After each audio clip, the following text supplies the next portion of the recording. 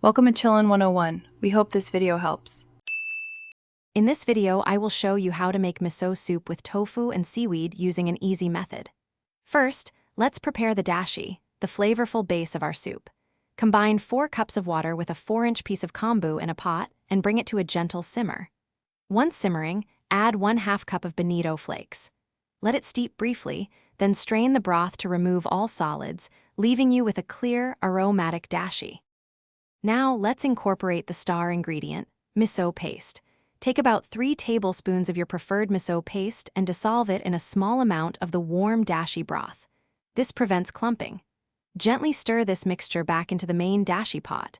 Be careful not to boil the miso, as it can diminish its delicate flavor.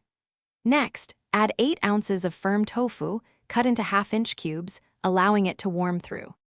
For the final touch, we'll add seaweed.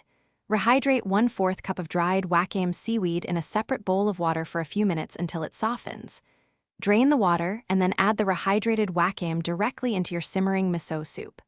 Let it warm for just a minute or two. The soup is now ready.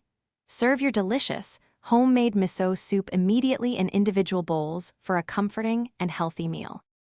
Here are a few tips to elevate your miso soup experience.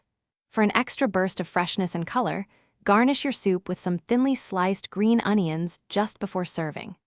Remember, you can always adjust the amount of miso paste to match your personal taste, making it milder or richer. Also, if you're looking to bring your space to life with smart home technology, check the description for a link to the Echo Dot smart speaker and other great deals. Enjoy your homemade, easy miso soup. Thanks for watching. Consider subscribing if we helped you.